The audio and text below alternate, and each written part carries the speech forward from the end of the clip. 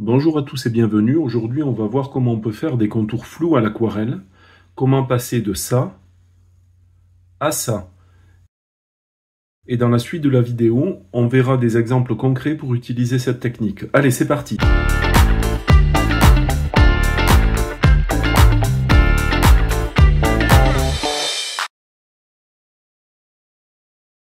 Bien, alors, voici une forme basique, ronde. Supposons maintenant que je veuille faire la même forme ronde, mais avec un contour flou. Voyons comment on va s'y prendre. Je vais peindre ma forme ronde de la même façon, sur papier sec.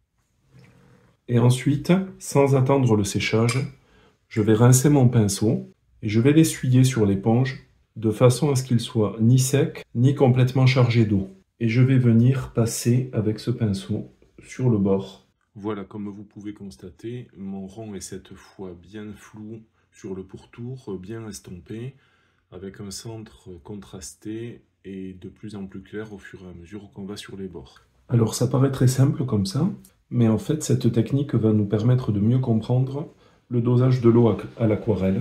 Regardez ce qui se passe si je refais la même chose, mais lorsque je veux estomper, adoucir les bords de mon disque jaune, je viens rincer et je laisse mon pinceau bien chargé d'eau.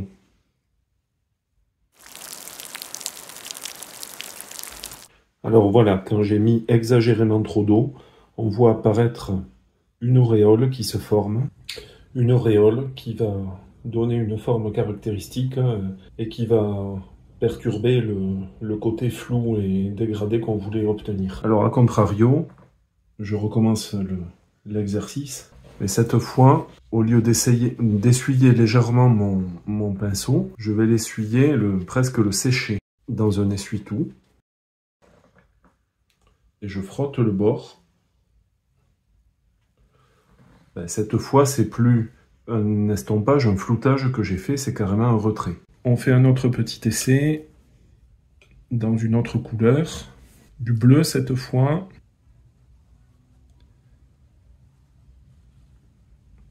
Voici le rond de base non estompé.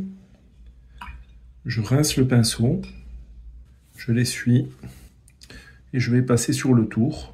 En faisant cela, j'apporte un petit peu d'eau qui va diffuser légèrement la peinture autour de mon cercle, mais pas trop non plus. Voilà, et on va se retrouver avec une boule floue. Alors résumons-nous.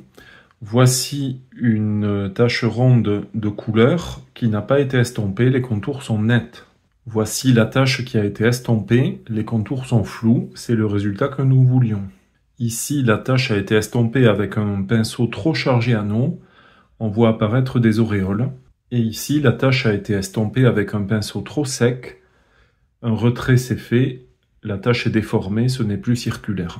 La technique, elle est assez simple, mais par contre, elle va demander un petit peu d'habitude, un petit peu d'expérience à ce moment-là pour savoir quelle quantité d'eau je laisse sur le pinceau. C'est pour ça que l'éponge est assez pratique pour cela. Passons maintenant aux exemples concrets. Comme vous pourrez le voir, j'utilise ma technique d'estompage essentiellement pour créer des ombres douces. Le premier domaine que je voulais illustrer, c'était celui du portrait. Pour moi, j'ai décidé de commencer par le portrait parce que la technique de flouter estomper, à mon sens, elle est essentielle dans le portrait. J'ai choisi cette image de référence, qui est une photo de profil noir et blanc, et j'ai exécuté un rapide croquis, et on va voir comment on peut travailler les ombres en estompant les contours qui doivent l'être. Alors habituellement, quand je fais des portraits, même si j'ai pas une grande expérience dans les portraits, je place toujours les ombres en premier. C'est ce que je vais faire ici, mais j'ai choisi une image en noir et blanc, donc ça se résume en fait à placer des ombres. On va commencer par l'ombre du nez, qui est assez large et surtout qui est diffuse, donc qui est floue sur les côtés.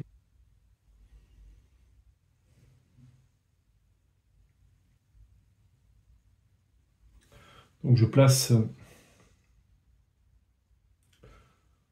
globalement l'ombre. J'insiste un petit peu ici parce que cette partie est plus foncée. Et je vais commencer mon travail d'estompe.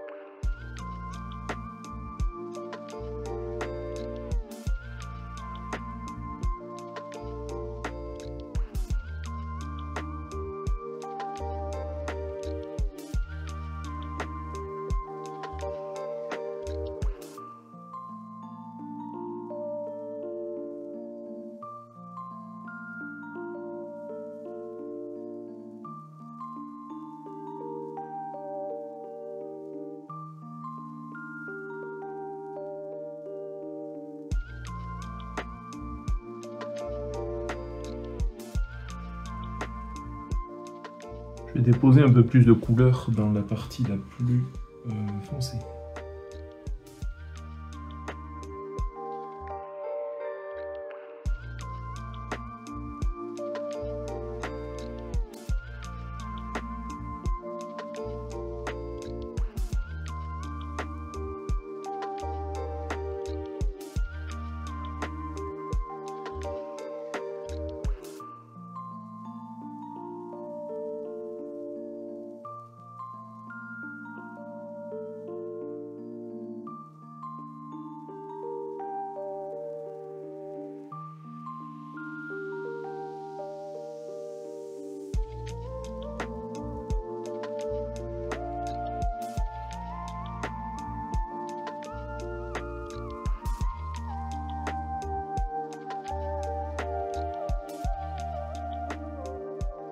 Alors maintenant, notre exemple, c'est l'ombre qui est dans la narine. Alors dans la narine, je devrais peut-être laisser sécher avant d'y aller. En attendant, je vais travailler les ombres foncées ici et ici.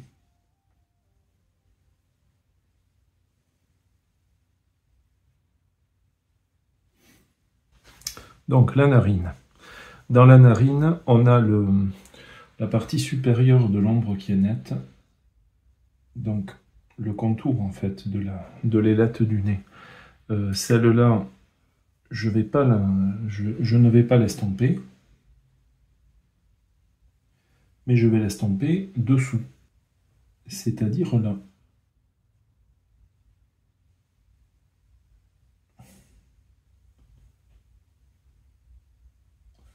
Alors j'ai une autre ombre qui est très nette et découpée. C'est celle que j'aperçois entre les deux lèvres. Donc celle-là, je peux la peindre sans aucun travail d'estompe.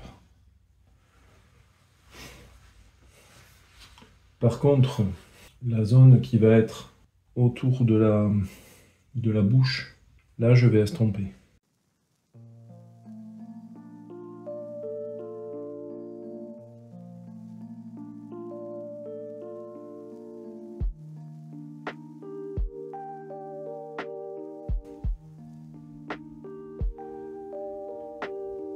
Les iris, contour net.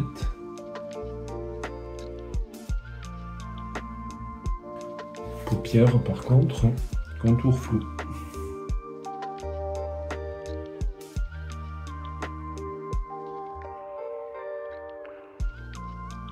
Ensuite, il y a une grande zone qui va devoir être estompée, c'est la joue.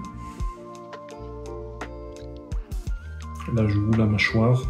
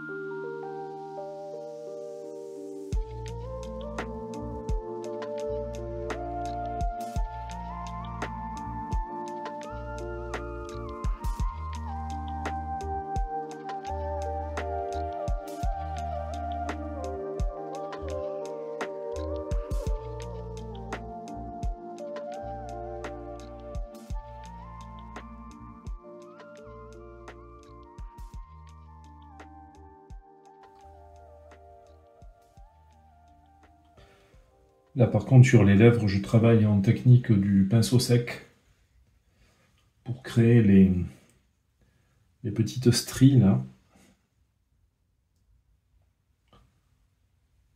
Le coup est très blanc dans l'image de référence. Il y a juste une petite amorce sous la mâchoire. Voilà, je travaille assez vite parce que je suis sur du papier cellulose qui sèche vite. Alors je vais commencer à représenter les cheveux. Technique pinceau sec.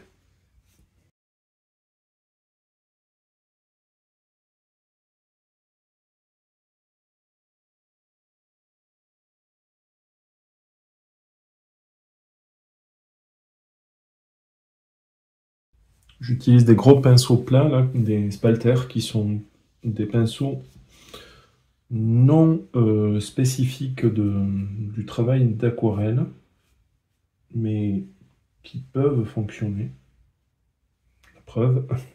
Et maintenant que mes ombres ont été placées, je vais pouvoir venir appliquer un lavis pour uniformiser le tout sur le visage. Donc un lavis assez liquide.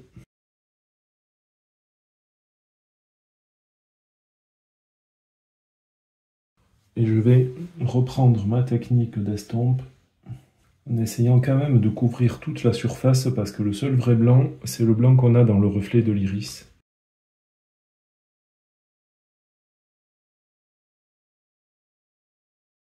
Voilà, c'est là que je peux peindre le cou, l'épaule. On va faire quelque chose pour essayer de représenter la dentelle là, au bord du vêtement. Et je vais pouvoir tout à fait terminer en utilisant le pinceau traceur, que voici. Et avec ceci, je vais représenter les cils.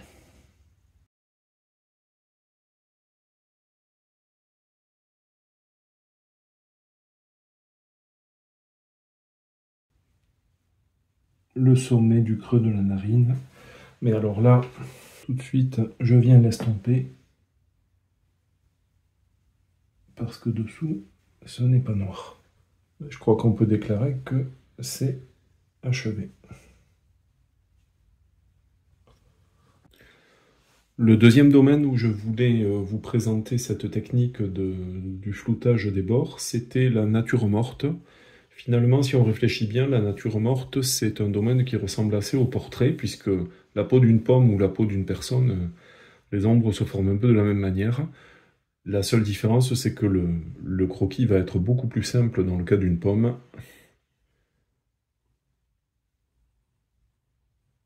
Et qu'on aura moins de problèmes si notre croquis est peu ressemblant.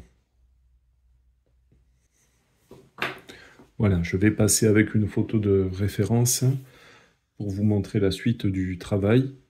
Alors on y va, je vais procéder un petit peu de la même manière qu'avec le portrait, c'est-à-dire que je vais commencer par placer des ombres et que ensuite j'appliquerai la couche colorée. Je choisis une couleur brune, terre d'ombre brûlée, avec un petit peu de teinte neutre, je pense. Et tout de suite, je vais venir flouter les bords.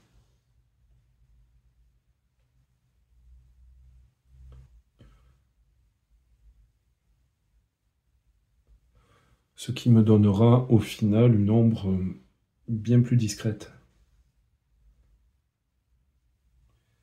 Et beaucoup plus fondue dans la couleur que je vais appliquer.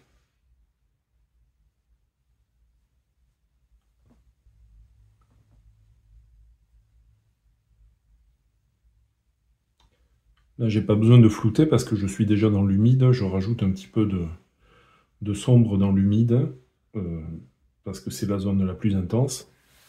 Donc je vais laisser faire la peinture. Alors ce qui va être plus intéressant maintenant, c'est cette zone ici, puisqu'on a une ombre qui est à la fois nette, délimitée de façon nette ici, et floue ici.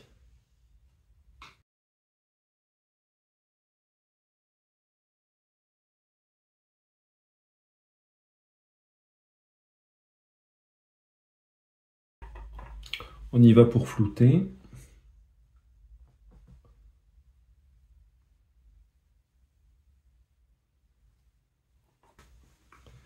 Voilà, je viens reprendre un petit peu ma bordure d'ombre là, avec un pinceau plus fin qui sera plus précis. Voilà. Et enfin, j'ai une autre ombre, c'est l'ombre de la tige qui, elle, est plutôt assez nette aussi, bien que légèrement moins intense dans cette partie. Donc là, je viens juste absorber un petit peu de peinture avec le pinceau.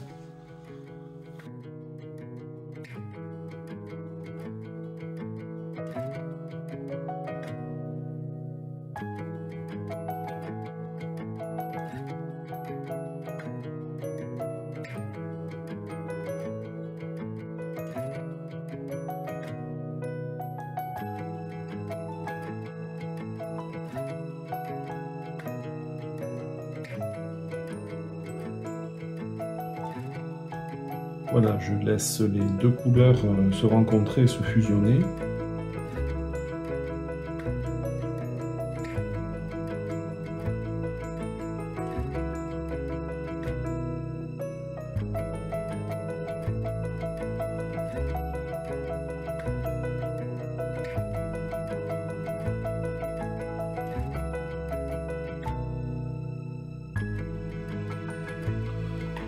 Un petit retrait pour la partie éclairée.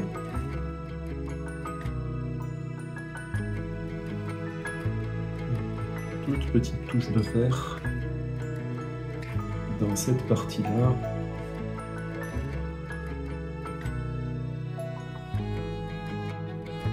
Je trouve que ma partie à l'ombre là n'arrive pas assez près du bord, donc je vais essayer de la prolonger un petit peu.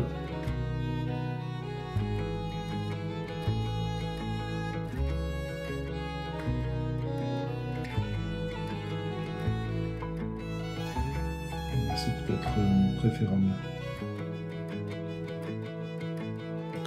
Et on va laisser sécher. À titre de comparaison, je voulais vous montrer ce qui se passe si on refait la même chose, mais sans flouter les ombres. Donc je commence par peindre justement ma zone d'ombre. Voilà, je vais laisser sécher avant d'appliquer la couleur.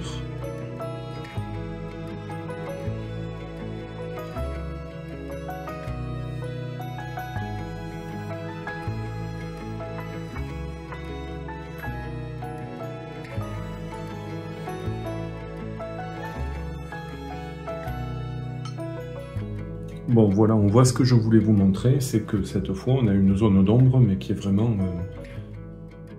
trop nette, qui ne se fond pas, qui n'a pas de douceur et donc qui ne traduit pas la rotondité de la pomme. Pour que ce soit bien visible, je l'ai accentué, je l'ai fait un petit peu plus foncé, mais c'est clair, ici aussi sur le haut ça ne diffuse pas, on n'a pas d'impression de volume, de douceur, de velouté. Voilà. D'où l'intérêt de flouter les bords. Ma première version est sèche à présent, je vais pouvoir la continuer en ajoutant quelques détails. Bon, alors ça reste un exercice rapide, hein, on peut aller plus loin dans le détaillage en rajoutant une couche de glacis ou deux. Bon, voilà. Là, je vais peindre la queue. Et en prenant directement de la peinture ocre jaune directement au tube, je vais essayer de représenter les petits points jaunes. Je place mes points jaunes avec un cure-dent.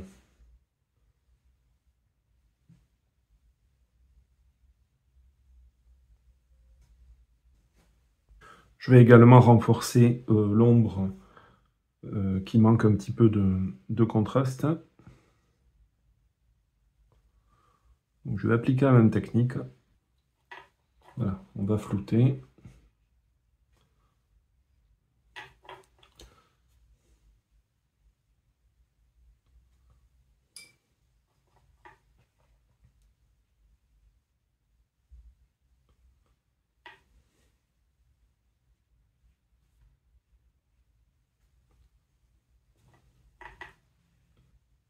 Je vais de l'extérieur vers l'intérieur pour éviter d'étaler mon ombre. Je fais la même chose ici. Et la fin de ce travail, ça va être de peindre l'ombre principale, l'ombre portée. Je rappelle, hein, sur les objets, on a l'ombre propre, c'est l'ombre qui se forme sur l'objet lui-même, et l'ombre portée, c'est l'ombre qui est projetée par l'objet sur le support. Là, j'ai pas fait de croquis. J'y vais directement.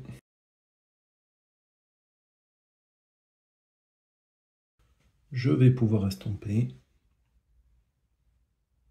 cette partie-là.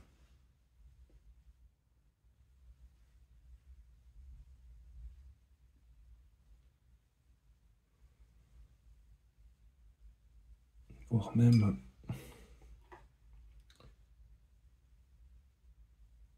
ici, mais très légèrement. Voilà, c'était le deuxième exemple.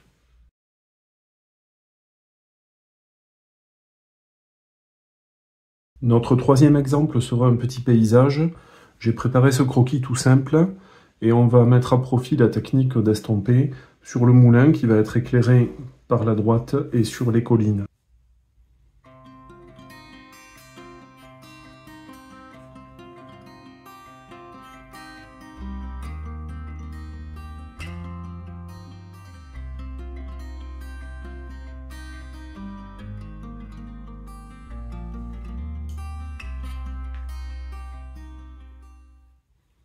Donc là, je place l'ombre. Et immédiatement, je vais venir estomper le bord pour éviter cette frange nette.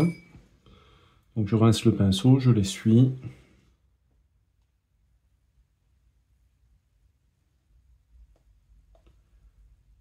Et voilà, j'applique ma technique.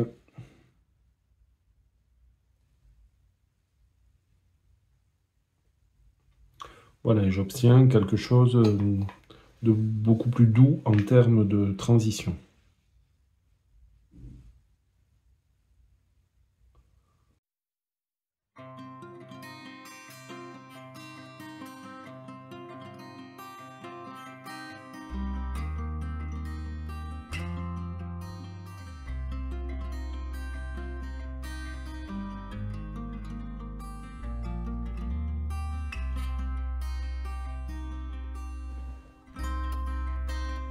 On va voir maintenant sur les collines comment ça peut se passer. Donc je voulais une frange lumineuse sur le haut des collines et quelque chose de plus sombre en bas. Donc j'ai préparé un vert un peu sombre.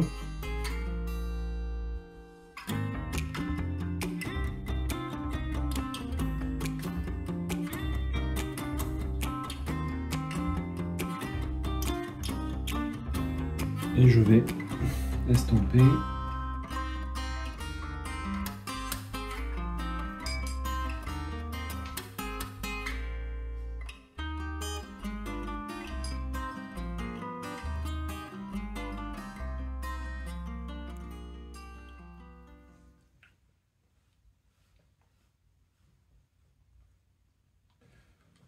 Voilà, à nouveau de façon à obtenir quelque chose de très doux sur le dessus.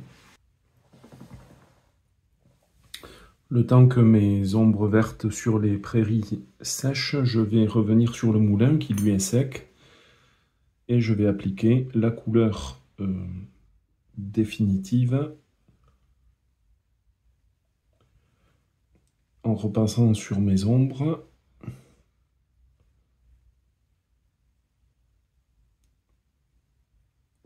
Voilà, et de suite,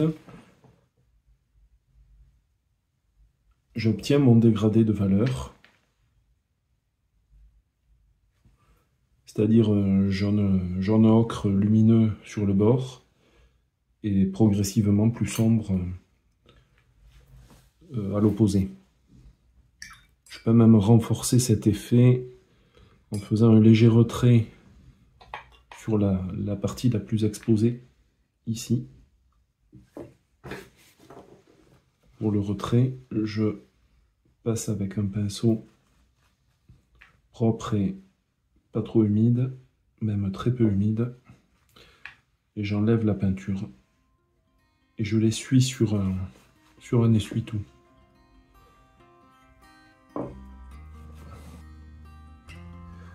Alors maintenant, je vais pouvoir revenir sur mes prairies. J'ai préparé un vert beaucoup plus clair, beaucoup plus prairie justement, avec beaucoup de jaune.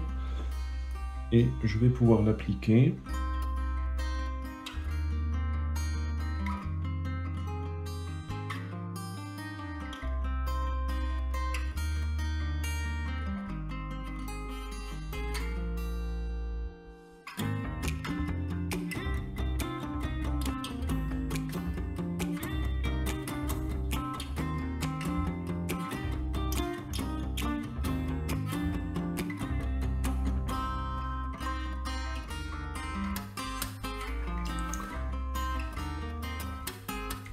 Voilà, pour l'essentiel, mon travail avec la technique d'estompage est terminé.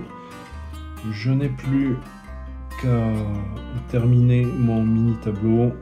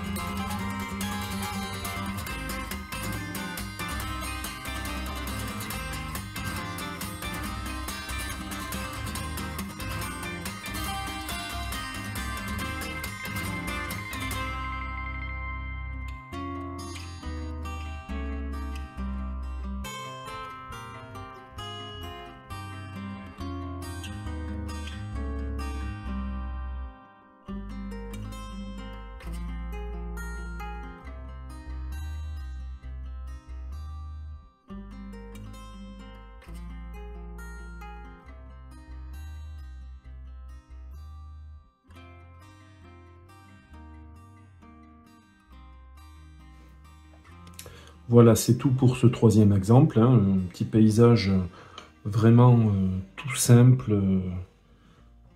sans fioriture, pour juste illustrer l'utilisation de cette technique d'estompage qui apparaît finalement dans le résultat final, surtout sur le cylindre du bâtiment du moulin, et sur quelques rehauts, quelques différences de teinte sur le haut des collines.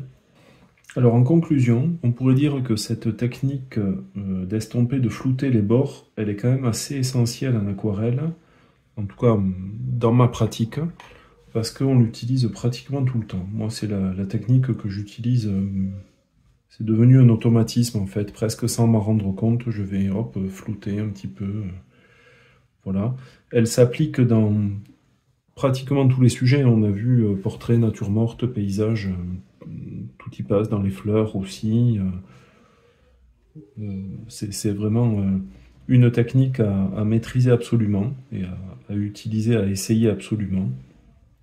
Maintenant, il existe quand même une autre façon de faire du flou, je ne l'oublie pas, c'est bien sûr de peindre dans l'humide, mais la peinture dans l'humide, elle va donner un résultat un petit peu plus global, on va dire. Elle permet une bonne fusion des couleurs. Par contre, on aura peut-être un petit peu moins de précision. Si on veut vraiment apporter un élément précis, une délimitation quand même assez précise à un endroit donné, cette technique de l'estompage reste, à mon avis, la meilleure. Voilà, j'espère que vous avez apprécié cette vidéo. Si vous avez des questions, n'hésitez pas à me les poser dans les commentaires, je me ferai une joie d'y répondre. À bientôt, salut!